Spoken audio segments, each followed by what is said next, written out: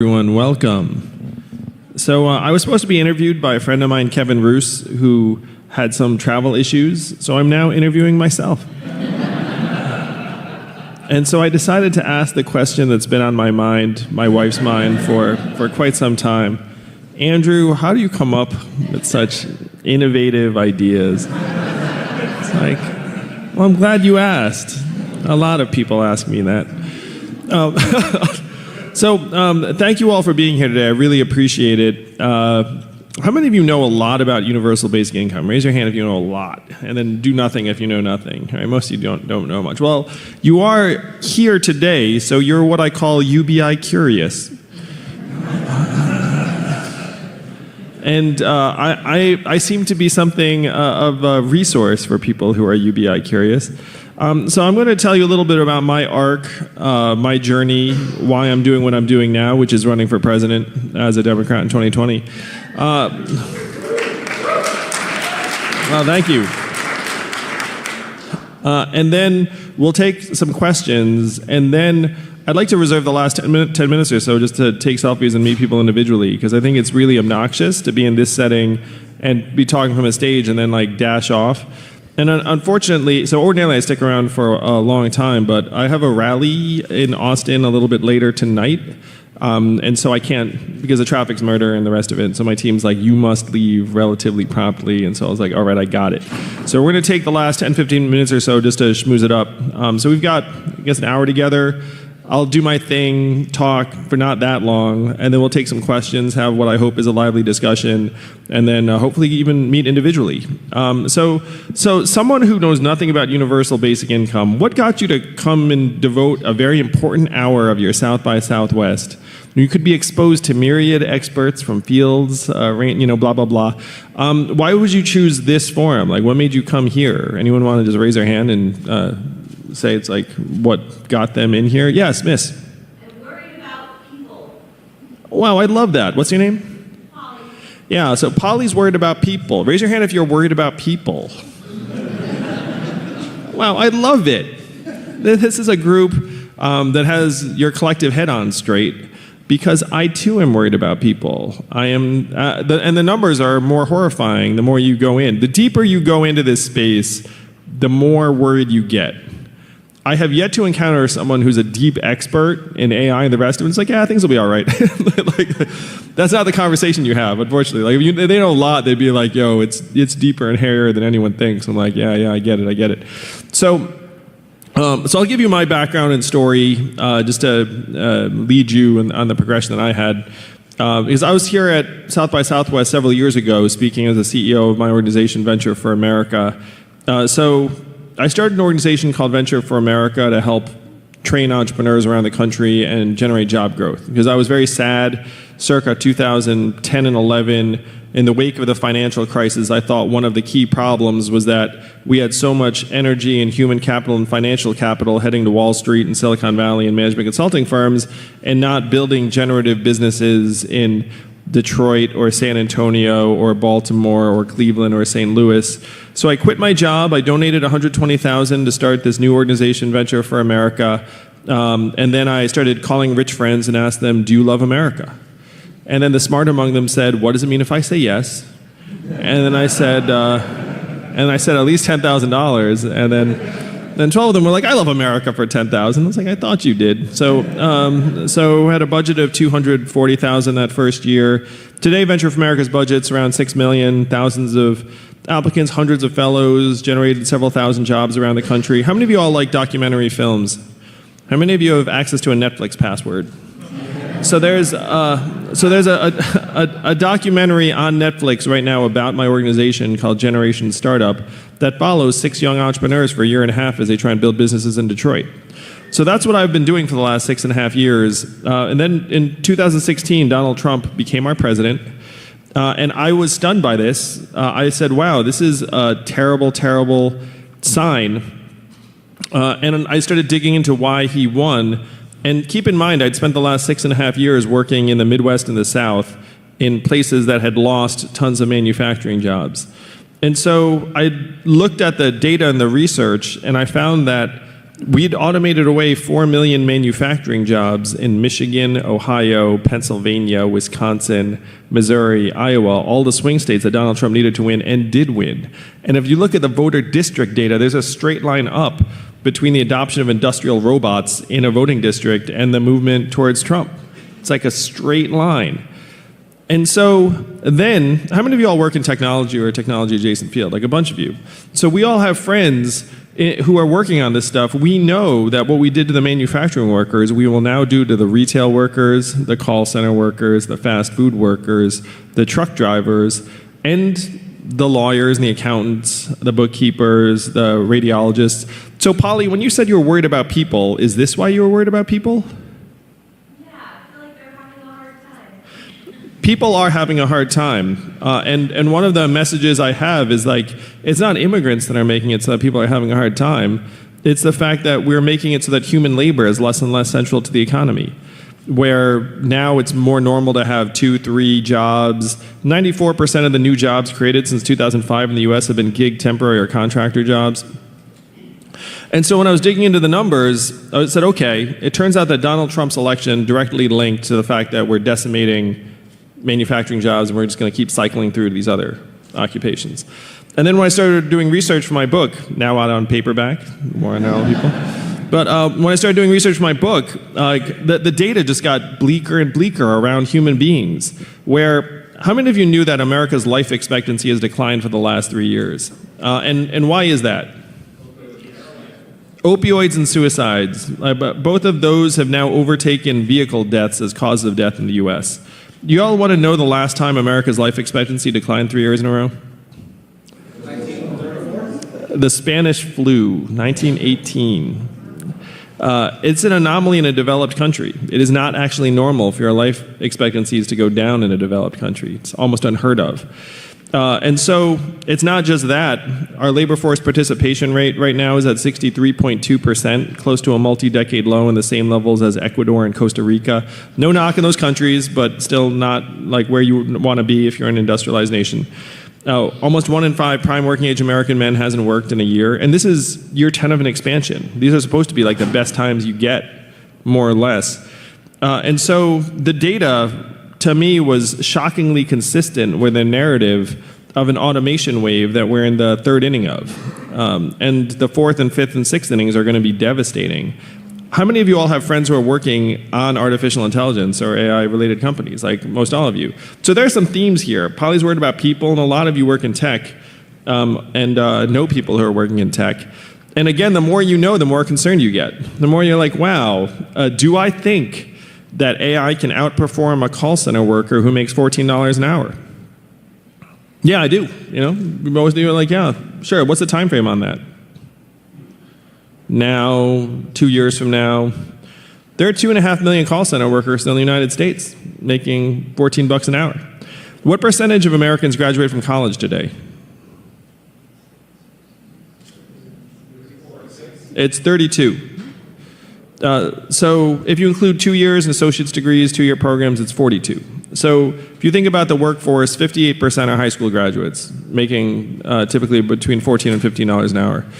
So what you think about American jobs, you should think about lots and lots of high school grads. The most common jobs in the US economy are administrative and clerical work, including call center workers, retail, food service and food prep, truck driving and transportation. Being a trucker is the most common job in 29 states. There are 3.5 million truck drivers in this country. 94% male, average age 49, average education high school or 1 year of college, a lot of them ex-military. This is going to sound very politician-y, but I was just with a trucker in Iowa last month. I was. Yeah, why Iowa indeed? Mystery. I'm actually going there again on Monday for the 9th time.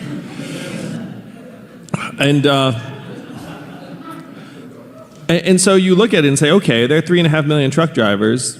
Are we pretty confident that we're going to have robot trucks on the highways in 5 to 10 years? Sure, they'll be on the road. I mean, they're on the road now. Like, they're actually testing robot trucks now. Are you going to have a robot truck maybe with a human there, like, twiddling their thumbs as, like, a quote-unquote fail-safe? Like, maybe. But eventually, are you going to start thinking, maybe I can convoy some trucks together, get a human in the first one, and then a couple of robot trucks following right behind? Like, that's pretty reasonable. And so you can start seeing where this is going to go. Dozens of truckers recently protested in Indianapolis. They did something called a slow roll, which they had a bunch of trucks, and then they just started driving their trucks slowly on the highway, gums up traffic. What were they protesting? They were protesting the electronic monitoring of their driving time and work shifts. How do you think they're going to react when it's a robot truck that's actually taking their job away? I'm going to suggest they're not going to take that well. Right now, the average trucker makes a little less than $50,000 a year. It's one of the higher paying jobs for a high school grad in this country. What's their next economic alternative going to be when the robot trucks come? It's a rhetorical question. Nobody knows. Nobody knows. Now, I studied economics in college, and what my textbook said would happen if you were to lose, let's say, 4 million manufacturing jobs. Who here studied economics? Someone did. So what did your textbook say would happen? Retrain, reskill, higher productivity work, economy grows, all is well, right? You remember that from macroeconomics that you got to be in, and then forgot? That's fine. I got an A. So that is what the macroeconomics textbook says. And then it turns out in real life, when you go look at the numbers of what happened to the manufacturing workers in Michigan or Indiana, 40 to 44% of them left the workforce and were never heard from again. Now, how do they survive? About half of that group filed for disability. There are now more Americans on disability than work in construction. 20% of working age adults in some parts of the country. And if you go to these communities, you can see it. There are just a lot of people on disability. Now, are they genuinely disabled? Yeah, a lot of them had genuine injuries, because if you're working in a manufacturing plant for 12 years, you probably have something messed up. But would they prefer to be working? In most cases, yeah. And so what happened to the manufacturing workers is almost certain to happen to the truckers.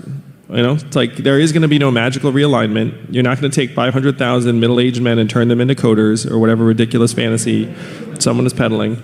And the other aspect of it too is that it's why on earth do you think you're supposed to try and turn a truck driver into a software engineer? Reflect on that for a moment. And the reason is that we define ourselves by economic value at this point. It's if you don't have any economic value, then we have to turn you into something that does, even if it makes no sense in the world to think that we can do it. And when I went to Washington, D.C. with a set of issues, so I'm a pretty cool guy. So I went to D.C. and was meeting with various legislators and policymakers, because I was an Obama appointee. I was an honorary ambassador of entrepreneurship. I have some stories to tell, but what can I tell? I'll tell a stupid story just because I found it funny. So I'm in the White House with Daniel Lubetzky, the CEO of Kind bars, little snacks. And then someone's I'm hungry. And then I kid you not, he opens his jacket like this, like he's Batman. And he has Kind bars all over. He must have had a custom jacket made with 8 extra pockets. So he's whoa, whoa, whoa. And they're flavors you've never seen or heard of and never seen or heard of again. It wasn't here's an almond apricot. No, it was some weird flavors. Anyway, so... And then I was the only person who brought my wife. I was how did the rest of you stay married? This was just weird. Everyone's here's my comms person. I was here's my wife. What are you guys doing? Anyway, so I'm a cool guy. So I'm meeting with various legislators in D.C. being guys, what are we going to do? We're in the third inning of the greatest economic and technological transformation in the history of the country. What is the plan? And what do you think they said to me when I said, what is the plan? There's no plan. They looked at me I was speaking another language. The responses I got were, we can't talk about that. We should study that. And we must educate and retrain Americans for the jobs of the future. And then I said, guys, I looked at the studies. Do you all want to guess how effective government-funded retraining programs are? 15%? Yes, 0 to 15%. We're terrible at it. And so then when I said, we're terrible at that, then the legislator would be well, I guess we're going to get better at it then. And then they'd just go back to their lunch. And I'd just be holy shit. Is this what passes for thinking, at this point? Are we so far gone as a country that we're not even reckoning with the fundamental changes that are devastating our communities? Yeah, that's where we are. That's totally where we are. So then I go home, I'm steeped in this knowledge, this certainty, this dread. And keep in mind, I'm one of the most celebrated social entrepreneurs of this generation. I get medals, awards, accolades, like for being the guy who created thousands of jobs around the country. And I am 100% certain that my work, as proud as I am of it, was pouring water into a bathtub that has this giant hole ripped in the bottom. And no one's gonna do a damn thing about the giant hole. So then I went home and was like, okay, like what is the plan? What are we going to do? And I have two young kids who are 6 and 3. And so literally, like I'm looking at them being like, am I really just gonna raise them in this country that's gonna disintegrate around them and just like start trying to sock money away so that we can like have a bunker like some of my richer friends? Like, is that really the plan? And that struck me as deeply pathetic as a plan. And so I said, okay, what is the actual plan? Like, what am I going to do? And then I thought, well, in order to make it so that the people that Polly is worried about, like that the people will do better, you have to actually redesign our economy. You have to like change the rules so that we don't value ourselves solely as economic inputs, but we value ourselves intrinsically. Like maybe we're worth something even if our truck starts driving itself, or the AI is better than us at reading the radiology film, or you know, my mall closes and like I'm a 39-year-old woman who works in the mall. So we have to start looking at valuing ourselves at some other mechanism than the marketplace, because the marketplace is about to turn on us in epic, catastrophic fashion. And so I was like, okay, how do you make that happen? And so then I looked and said, well, the only way to rewrite the rules of the economy is to get control of the government. And I said, okay, how do you get control of the government? You run for president and win. And then I said, okay, what are the rules for running for president? Only 2 rules, it turns out. 35 or older, and natural born citizen. So I was like, check and check. And then I was like, and then check number 3 is I went to my wife and was like, hey baby, I think I'm gonna run for president. And then she was like, that's nice, like, pass the sauce. So that's how I came to run for president, on a platform of universal basic income, which is that we have to start putting $1,000 a month in the hands of American adults as soon as possible, which would enable tens of millions of people to make effective transitions. And as a parent, what excited me the most about this was that the data very clearly shows it makes children healthier and stronger, it improves nutrition, it improves graduation rates, it improves mental health, it improves relationships, domestic violence goes down, hospital visits go down. It actually just makes life better for people. If you're interested in female empowerment, there are millions of American women who right now are in exploitative or abusive jobs or relationships, or are doing work that is unrecognized by the market. Like my wife. My wife is at home with our 2 boys, one of whom is autistic, and what does the market value her work at? 0, unfortunately. She gets the big goose egg. GDP, the same thing. When I know she's working much harder and doing more important work than certainly like the average hedge fund analyst or whatever it is. And so we have all of these perversions baked into our valuation of ourselves based upon what the market says is important or valuable. And so you create this universal basic income, which is not my idea.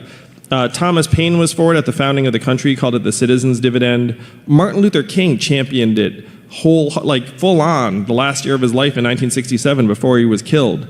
Milton Friedman and 1,000 economists signed a study saying this would be great for the economy, and it passed the House of Representatives twice under Richard Nixon in 1971. Came this close to being law. It's called a Family Assistance Plan, would have guaranteed everyone a minimum income. And the reason it didn't pass was that Democrats in the Senate wanted a higher income threshold. And then 11 years later, one state passed a dividend where everyone in that state now gets between $1,000 and $2,000 a year. And what state is that? And how do they fund it? And what is the oil of the 21st century? Technology, that's right. I've heard marijuana, I've heard a lot of things on that one. But it is technology. And now I'm going around the country saying, look, what they're doing in Alaska with oil money, we can do for everyone with technology money. As a matter of fact, we don't have a choice but to start moving this direction, because if we follow GDP and capital efficiency, we're going to follow it off a cliff, which we are doing right now. We're in the middle of it. Donald Trump is not business as usual. Donald Trump is a sign of disintegration. and the disintegration is accelerating. You can see it in any numerical measurement. Life expectancy, mental health, deaths of despair, like any measurement you want, business formation, marriage, child rearing, all of them. Historic lows, multi-decade lows, moving for a new job, multi-decade low. Pretty much any measurement of healthfulness you can find in America is at a multi-decade low or a record low right now. We are falling apart. And so this is this is an overdue move. Like this should have happened decades ago, but here we are, it's 2019 and we have to make it happen now. So that's universal basic income. Put $1,000 a month in the hands of every American adult. Now some of you are thinking like, haha, that sounds great, but isn't that way too much money for us to afford? Who's thinking that? Raise your hand. Anyone? No one? Wow, that'd be great. At least a few people like, hey, that's like $3 trillion. Now, what's amazing is that it gets actually very, very affordable very fast. For context, the economy is at $20 trillion, up $5 trillion in the last 12 years. So we're at like massive levels of wealth. And instead of costing $3 trillion a year, it actually costs more like $1.8 trillion because we're already spending $1.5 trillion on income support, 126 welfare programs, Social Security, and other things that end up just bringing the cost down of guaranteeing everyone $1,000 a month. So what I referenced before about this technology money, you all saw the headlines where Amazon paid zero in taxes last year despite record profits, right? And I'm going to suggest that's not Amazon's fault, that's our fault. Like if you're Amazon's management team, you're like high-fiving, you're like, yes, another year of zero taxes. Well done. Give those tax lawyers a bonus. And that's cool. That's what they should do. That's what they're supposed to do. But what we're supposed to do is say, hey, we have to have a system that you can't just freaking game that easily. We need to get the American public a slice of all of that economic innovation that's happening. Because the trap we're in right now, who are going to be the big winners from AI and the rest of it? Who wins? The biggest tech companies, right? You know any promising AI that's going to buy anyway, because they're worth $1 trillion. You come up with a promising AI company, they're going to buy you for $2 billion, and then just going to tack you on. So the big winners are the Amazons and Googles and Facebooks and Ubers of the world, and they're great at not paying a whole lot of tax. And so what we have to do is we have to have a tax that they can't game their way out of. And so if you look around the world, every other advanced economy already has a value-added tax, which is very hard to game. And so if we adopted a value-added tax at even half the European level, it generates $800 billion in new revenue, which combined with current spending, all the economic growth that would happen. Imagine if you all walked out of here with an extra $1,000 a month. I dare say your local economies would be a little bigger. You'd be like, excellent. Pizza on me, or whatever it is you do later tonight. But multiply that times everyone in the economy, you get hundreds of billions in new tax revenue. You save hundreds of billions on things like incarceration, homelessness services, emergency room healthcare. And then you also generate hundreds of billions of dollars by having a healthier, stronger, mentally healthier, more productive, more entrepreneurial, more creative population. This thing will pay for itself. This is called the trickle-up economy, from human beings, families, and communities up. What do you think? The trickle-up economy, the human-centered economy. So that is the game plan. That is my plan to save humanity. And ordinarily I have a slide, I don't always have it, but I have like pictures of my family up. And if you look at my little boys' faces, you will see they are not very tough little boys. They're very, very not tough. And so I'm doing this to keep the country strong and whole so that they can grow up not tough, if you know what I mean. And so that is the plan. So hopefully I've answered some of the questions you might have had about universal basic income and the main idea. Big gist, if someone asks you what's universal basic income, you just say it's a policy where everyone in a society gets a certain amount of money, no questions asked. And most of the policies are around the same level I'm proposing, which is $1,000 per month per adult. So that's what it is. Why to do it? Because our economy is being transformed in ways that are going to displace millions of American workers, and it's already happening. Can we afford it? Yes. Will it cause inflation? No. Is it awesome? Yes. Is there anyone trying to make it happen? Yeah, that guy. And then now, hopefully, all of you too. So would love to take some questions from you all, but I'm going to suggest too, the reason, if you came here because you're worried about people, you are right to be worried, because this economy is going to go from punitive to savage pretty quickly. The next downturn, the knives are going to come out. Like, I've been a CEO, you don't fire people when times are normal, but when times get tough, you like just look around and see who's not nailed down. And even if they're nailed down, you start looking for a nail remover. So in the next downturn, it is going to be savage, and we have to get our shit together between now and then. So if we don't fight for it, none of this will happen on its own. I've been to DC, I've seen the machinery. You know what I'm talking about too. Like, no one's going to do a damn thing. So we are going to have to do it for ourselves. In entrepreneurial circles, there are two mindsets. One is someone else will take care of this, and the other is I'm going to take care of it. And we all know that this is something that no one else is going to take care of. So thank you all very, very much. We'd love to take questions. I think there's a mic for you. Thank you all.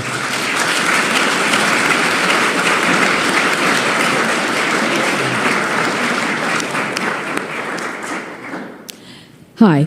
My question is, it sounds a lot like socialism. How are you going to prevent that message from changing from your vision to what we all know is going to come? Yeah, so I was asked that on Fox last week, and I said, this is capitalism where income doesn't start at zero.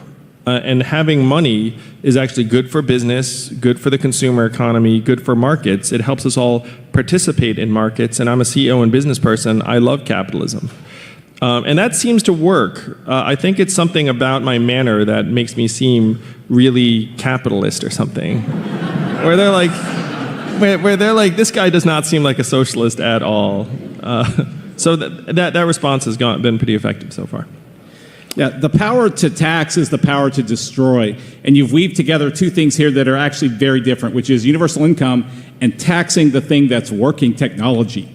Like, technology is something that's working best for us. Why would you go out to destroy that when that's what's actually working? That's where whatever jobs are going to be provided are most likely to come from if you don't run it all offshore with your tax policy. Yeah. So I'd suggest that there's a monumental difference between a relatively mild tax that even my techie friends agree with and destruction. And so when I talk to my friends in Silicon Valley, and I'm friends with many of them, and I say, hey guys, you're probably automating away all the major jobs. They're like, yes, we are. And then I'm like, how do you feel about it? And they're like, not great. And then I say, how would you like to take a bit of a haircut and make it so that the truckers don't necessarily riot and you don't need to go live in the bunker? And then they say, deal. And these are the CEOs of the tech companies. They are not inhuman. They're Americans, they're parents, they're patriots. And they know that it's a much better climate for progress and innovation if people actually feel like progress is working for them. So if they think that, I would say that they know what they're talking about. Hi. I've heard a lot of your talks about implementing this, and obviously the struggles are to get it implemented, but how do you protect it? Say we actually do get UBI implemented, how do you make sure that the next regime doesn't come along and rip it away? Because if people get that money and they start to spend it, they'll be spread too thin to live without it. Well, what I'm inspired by is the experience in Alaska, which is a deeply conservative state. It was passed by a Republican governor, and it's wildly popular in Alaska. So that's one of the great things about universality, is that if I say there's this program and you're like, oh, someone else gets that, then maybe you don't like it. But if this is something that everyone is getting, as is the case in Alaska, so if you check out what's going on in Alaska, it's been in effect for 37 years across many, many different administrations. And it's so popular in Alaska, which is a deep red conservative state, that a vast majority of Alaskans said they would accept higher taxes to preserve the dividend. So if there's something, because right now, those of us, liberal, progressive, conservative, we still have this sinking feeling that if the money goes to the government, it just gets sunk into some bureaucracy and pipe and we'll never see it again. But if it's money that comes into your hands, then you're like, wow, this is something the government actually did right.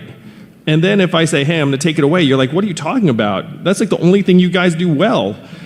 And then everyone else will be like, yeah, that's the only thing you guys do well. It's literally everyone's favorite thing. So this is what happened in Alaska, and that's what's going to happen in the whole US of A after I'm president and make this happen.